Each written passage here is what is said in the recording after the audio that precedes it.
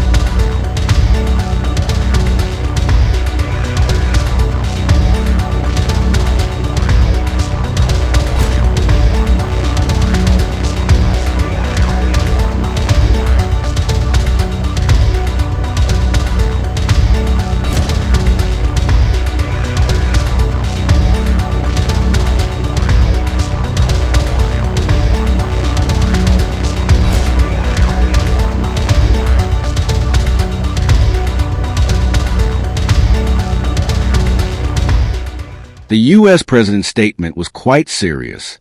Something in it is addressed personally to President Vladimir Putin. We certainly need time to analyze what was said in Washington. If and when President Putin considers it necessary, he will comment on it. The U.S. President's Donald Trump statements are very serious, some of which are personally addressed to Russian President Vladimir Putin. We certainly need time to analyze Washington's statements. And if and when President Putin deems it necessary, he will definitely comment on it. I would rather not run ahead, so let's wait for Putin's decision on whether he will comment on it. For now, one thing is certain. It seems that such decisions made in Washington, NATO countries, and in Brussels are perceived by Ukraine not as a signal to reach peace, but as a signal to continue war. I would like to reiterate that we have repeatedly, at various levels, including the highest level, stated that we are waiting for proposals from Kiev on the timelines for the third round of direct Russian-Ukrainian talks that we remain ready, and we have not received any proposals from Ukraine yet.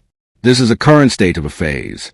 The Washington Post also claims that Trump and Zelensky allegedly discussed possible strikes on Moscow and St. Petersburg. It's clear that the question about its credibility should not be addressed to the Kremlin. However, has Moscow noticed such media reports? And what is its general response to such rhetoric appearing, even if just in the media? This kind of rhetoric hasn't just emerged now. It usually turns out to be fake.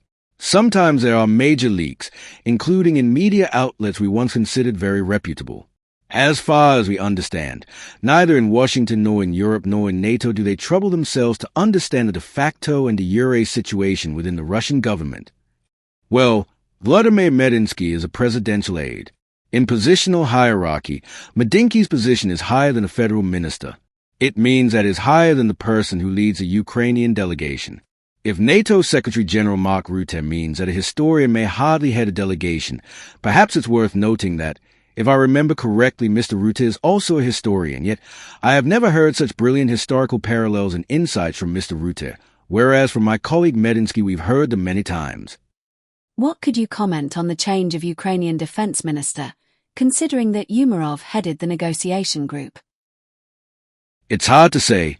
I reiterate, we are not receiving signals about the timelines of the third round, and it's hard to say what the reason is. We are ready to continue the dialogue. This dialogue is desired in Washington, supposedly in Europe as well. Judging by their statements, they seem more likely to wish for a military escalation than for a shift to a peaceful settlement. But Kiev is silent.